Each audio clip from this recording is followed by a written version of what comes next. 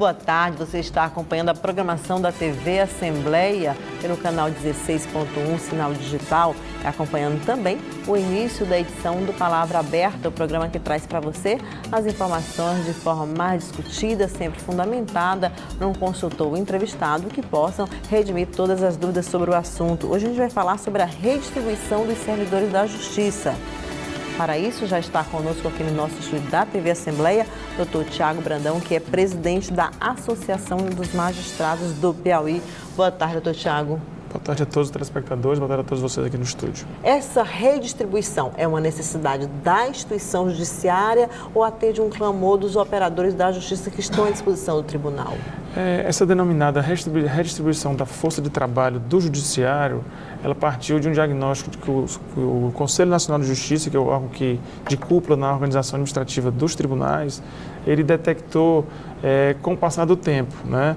Ele detectou que historicamente os tribunais, eles não davam a mesma atenção devida ao segundo e ao primeiro grau em comparação com o outro. O que a gente chama na justiça, nessa estrutura do Poder Judiciário, de segundo e primeiro grau? Pronto, segundo grau são os tribunais, né? Normalmente, os processos que tramitam nos tribunais são aqueles que já vêm de um recurso da decisão do juiz. O juiz normalmente trabalha no primeiro grau de jurisdição. As partes, nos seus clamores, nos seus conflitos, batem a porta dos juízes no primeiro grau.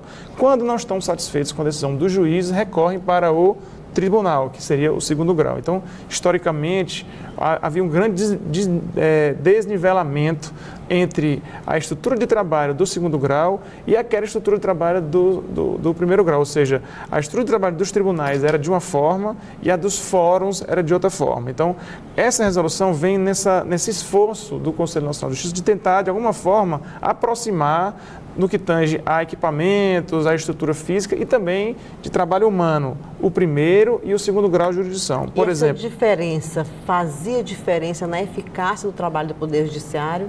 Por exemplo, foi constatado que a maioria dos processos do Judiciário estavam no primeiro grau, com os fóruns, com os juízes. Mas, na contramão disso, a maioria das pessoas que trabalhavam com os magistrados, ou seja, os servidores, assessores, estavam no segundo grau. Então, o CNJ, olha, alguma coisa está errada. Onde eu tenho mais processo, eu tenho menos gente trabalhando. Então, essa resolução 219 do próprio CNJ é para tentar reequilibrar, né, esse distanciamento entre a primeira e a segunda instância. Agora, vale ressaltar, doutor Tiago, que essa redistribuição que é fomentada por uma orientação do Conselho Nacional de Justiça, como o senhor falou nesse momento, ela não acontece só no Piauí, né? Parece que é uma necessidade eminente de vários estados do Brasil. Isso, é uma resolução que está trazendo impacto em todos os tribunais do país e todas as justiças, a Justiça Estadual, a Justiça Federal e a Justiça do Trabalho, né? Essa resolução foi editada ainda no ano de 2016 e de lá para cá os tribunais estão se preparando para fazê-la cumprir. Recentemente, os tribunais tiveram um prazo, o último prazo que foi concedido é o dia 1º de julho agora, de 2017. Então, a maioria dos tribunais levou aos seus plenários, aos seus órgãos colegiados máximos, né, a instância máxima, propostas de readequação da estrutura de trabalho. Os tribunais de justiça, aprovando esse realinhamento de força de trabalho, encaminharam projetos de lei para as assembleias legislativas. O nosso Tribunal de Justiça aprovou uma reorganização administrativa que agora está em tramitação na Assembleia Legislativa e comunicou oficialmente o Conselho Nacional da Justiça daquilo que foi decidido. Aqui no Piauí, especificamente, o Tribunal de Justiça ainda está fazendo uma redistribuição de pessoal do último concurso realizado em 2015, né? As nomeações aconteceram há mais de 6 meses e agora estão sendo já lotado esse pessoal. Já está sendo considerado essa redistribuição, já está visando esse projeto maior? Sim, o nosso Tribunal de Justiça já avançou muito nesse reequilíbrio entre o primeiro e o segundo grau de jurisdição. Por exemplo, ainda nesse ano, na gestão já do desembargador Erivan, foram criados diversos cargos de assessor para juiz. O juiz não tinha assessor, o assessor era só restrito ao desembargador. Então, ele criou mais de 180 cargos para os juízes no primeiro grau. Além disso, todos aqueles servidores efetivos aprovados no último concurso, ele destinou a imensa maioria para a lotação no primeiro grau, já como uma forma de tentar reequilibrar essa força.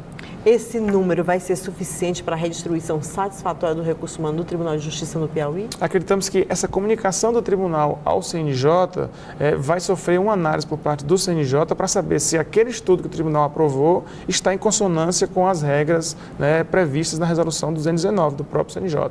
E vocês, na Associação dos Magistrados, estão tendo informações dessa estrutura toda, não só de patrimônio, administrativa, como de recurso humano do tribunal, para que possa acompanhar? As entidades de classe que envolvem tanto os magistrados como os servidores, elas procuraram acompanhar todos os passos desse trabalho, estão aí a depender agora dessas novas manifestações do próprio CNJ a respeito do que foi feito para saber se está adequado ou não. E de que forma as instituições paralelas ao Tribunal de Justiça, elas são agregadoras de profissionais de direito, na maioria, não é isso, Thiago? Então, de que forma vocês estão acompanhando isso na prática? Na verdade, a intenção maior de todos esses entes envolvidos, inclusive a OAB, o próprio Ministério Público, é que, com todas essas mudanças que foram implementadas, para que o serviço judiciário tenda a melhorar, ou seja, a população que seja mais satisfeita com o tempo de resposta do judiciário para os seus processos. E nesse momento, como é que está o cenário para a Associação de Magistrados do Piauí, em termos de busca de qualificação profissional para os advogados do Piauí,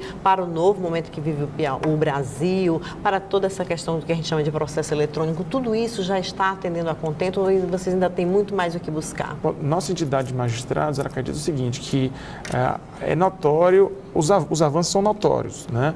Mas acreditamos que há como o tribunal avançar um pouco mais, né? Na medida que a gente sente da administração do tribunal essa vontade, esse esforço para que o Tribunal do Piauí saia daquelas últimas colocações nos rankings nacionais. E então, o que falta? Falta, assim, o nosso Tribunal de Justiça do Piauí, em algum momento da história lá atrás, ele não se fez acompanhar dos novos tempos, né? A Constituição Federal de 88, ela praticamente deixou o judiciário com o chamado amplo acesso ao cidadão.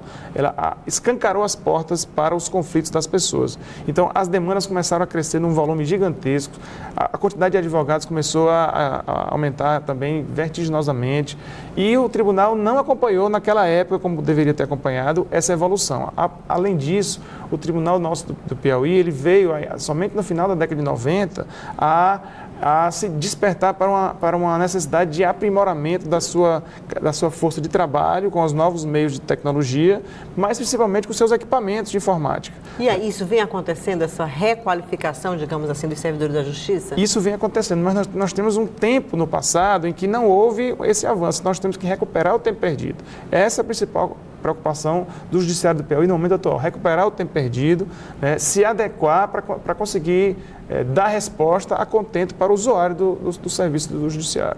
Dentro do que você falou sobre a redistribuição, você citou aí a questão da presença já do assessor, não só para o desembargador aqui na capital, mas para o juiz, que também está lotado no interior. Isso faz uma mudança significativa para uma celeridade de processo, por exemplo? Isso, sim.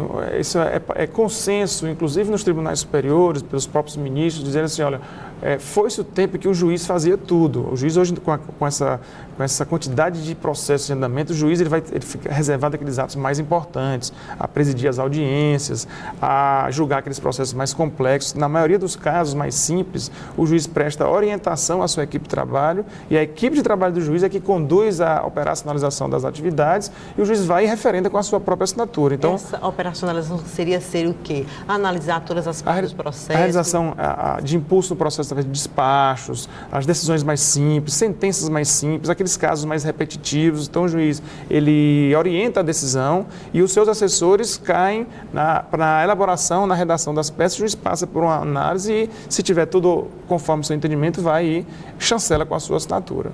Agora, doutor Thiago, nesse sentido, no Piauí, há uma evolução no que se possa dizer com relação a essa relação das entidades, como se citou o Ministério Público, a própria Associação dos Magistrados, a qual o senhor preside, a OAB. Existe essa parceria de maneira coesa com o Tribunal de Justiça? Acreditamos que existe assim, um tronco comum em todas essas entidades que formam o denominado sistema de justiça. É o quê? É a melhoria do serviço judicial, né?